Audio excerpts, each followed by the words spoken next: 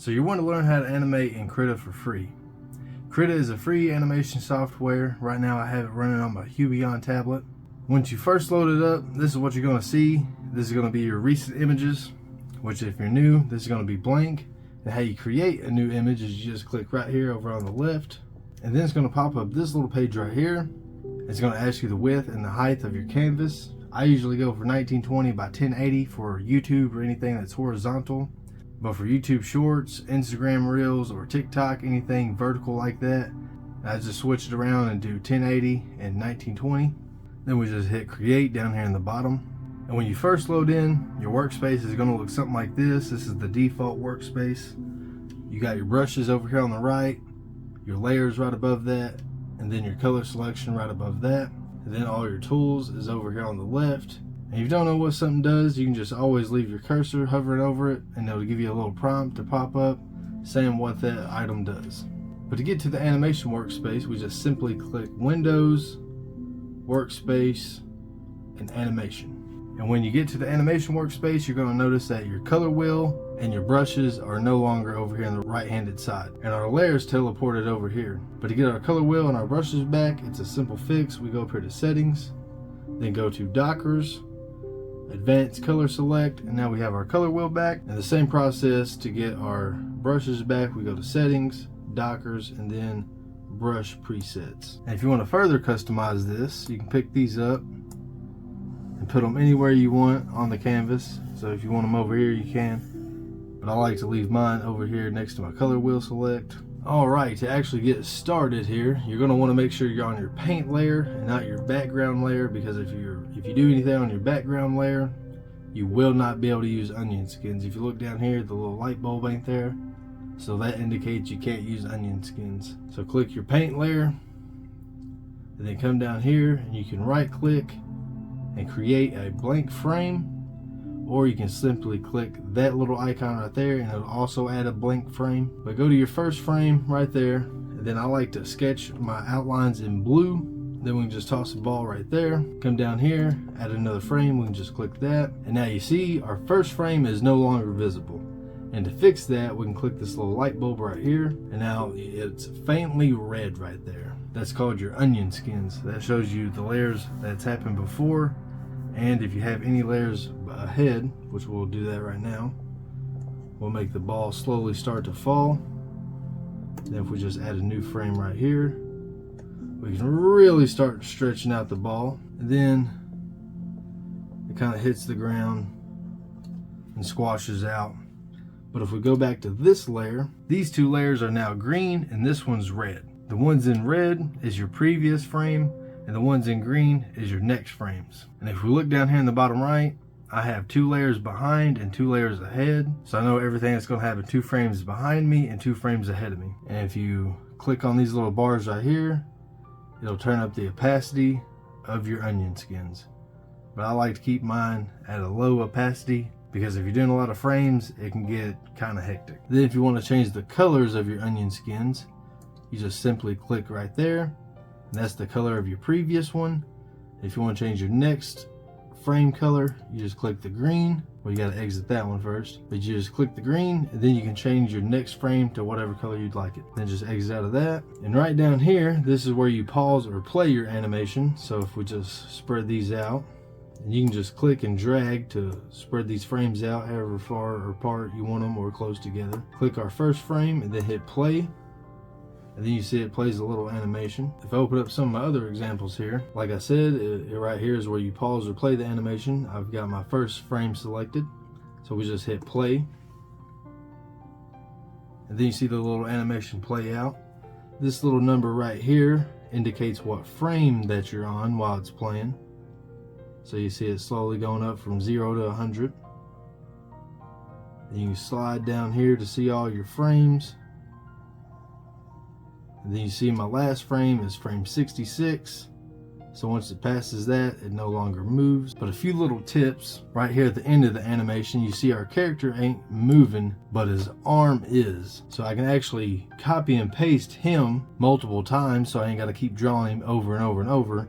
And then I can just animate the arm. So I'll just I'm only drawing the arm instead of him every single time. It's just a big time saver when it comes to animating. So if you're drawing the same object or same person in the same pose, you can just copy and paste it. That way you ain't wasting time. Now let's talk a little bit about keyframes and in-betweens. So right here at the beginning, this is the very first frame. That'd be a keyframe. And then when he looks all the way to the left, this would be another keyframe. And then when he looks all the way to the right, that would be another keyframe. And then these ones in between would be the in-between. So you're connecting one keyframe to another one. And then if you want, you can even put even more frames in between these to smoothen it out even further. And see how when he kind of looks left and right, his head is kind of doing an arcing motion from left to right. It doesn't stay on the same level as it goes across. That's called arcs, and it just makes your animations flow a lot easier and look a lot more lifelike and not as dull. Now if I actually open up another example I have here, this is just a quick little 5-frame animation. But if we go to our first frame and hit play, you see the ball quickly shoots across the screen, and we achieve that by drawing a smear frame. And what that is essentially you're grabbing whatever your item is. So our ball right here, we animate the first frame so it's just stationary. The second one, you see it starting to flat out and like it's kind of about to jet off. Then the third frame, it's just kind of grabbed and smeared across the screen. You just see the size of the ball a little bit, but then you see all these lines kind of showing the movement from one spot to another. Then the fourth frame, it's starting to slow down and flatten back out into its normal shape. So if you want something to move quickly across the screen, that is how you achieve it with a smear without having to go in individually and drawing a bunch of tiny little circles over and over and over, because that just wouldn't flow as good and it'd look a lot choppier. So say you want to add sound to your animations. Maybe I wanted to add a murmuring crowd or something in the background. Maybe it's lunchtime and a food fight breaks out. Maybe that's why he gets hit in the face with a cup. All you'd have to do to add sound is click this little speaker icon right here. Then it'll bring up these 4 little prompts. Just click import audio, and this will actually bring up your files, and then you just click whatever audio you want to use and import it into Krita. And then once you import your audio, when you hit play down here, it'll play your animation along with the audio file that you attach to it. And just a little tip, if you got shaky hands and you want a little bit smoother lines, go up here to where your palette is and click tool options. When you have your brush selected, so I have my brush up here, you see the little icon is blue, and then you want to click tool options, and then right here where it says brush smoothing, it's on basic, and you're going to want to click that and click stabilizer. And then you see it has a little circle around my reticle, so when I start to draw, it actually makes your lines a lot smoother. I highly recommend that for when you're doing big lines or something way across the screen. But if you're going to do little lines, I suggest turning this back to basic, because the delay makes it hard to do tiny little details like this ear or something like that. Alright, so say you're done with your animation and you're ready to export your animation to video. All you'd have to do is come up here to File, click that, and then you're going to want to render animation. So you're just going to click that. Then it's going to pop up this window right here, and it's going to ask for the first frame. So our first frame is 0, and then it's going to ask for the last frame. And like I said, if we scroll right here, we can see our last frame is 66, so click that. Then I'm just going to actually type in 67 just to add one more frame, just to make sure it gets everything. Then you're going to want to make sure this box right here is clicked, the export as video. Then you're just going to want to click OK. And then it's going to take a few seconds to render out, and once that's done rendering, it's saved to your files or your downloads, wherever you send it to. And now once you exit the app and go to that file and click it, it'll play as a video all on its separate. And you can add it to any other video editing software and edit it as its own little video. But we talked a little bit about some of the principles of animation. Like I said here in the beginning, you see his head kind of arc back and forth instead of staying flat. So we talked about arcs. Now let's talk about follow through. You see his hair kind of whip back here. If we pause this, we can see his head as he's getting hit with the cup right here.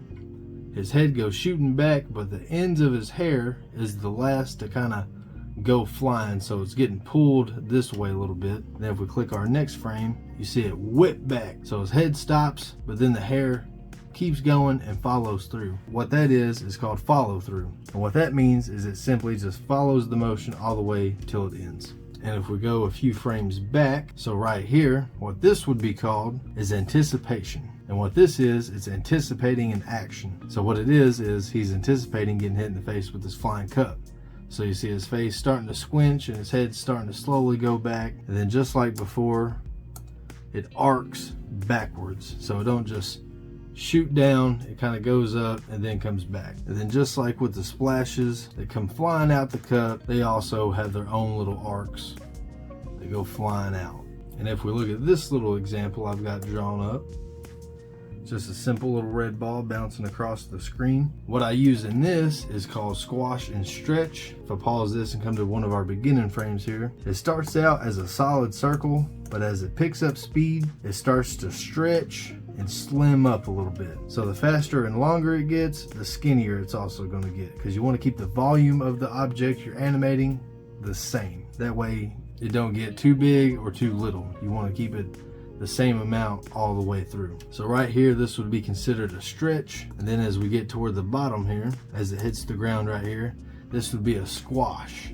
So it's hitting the ground and then it's widening as it flattens. And then it bounces back up, jellos this way until it reaches back up and stretches back out until it eventually gets back to the peak and turns back into a normal ball before stretching and squashing again. And then going back to this animation, depending on how close you have your frames, so if we just drag all these together right here and then hit play, you see it almost happens instantaneously. It happens so fast you can't really see the frames. If you spread your frames out, you see it plays a lot slower. So not only the speed at which you have your animation, but also where you put your frames will determine how fast or slow something can play out. Now normally it's about 24 frames a second, and the standard is usually animating on ones or twos. So animating on ones would mean every single one of your cubes would be an animation frame. Animating on twos would be like this. Every other frame would be an animation. So you have one,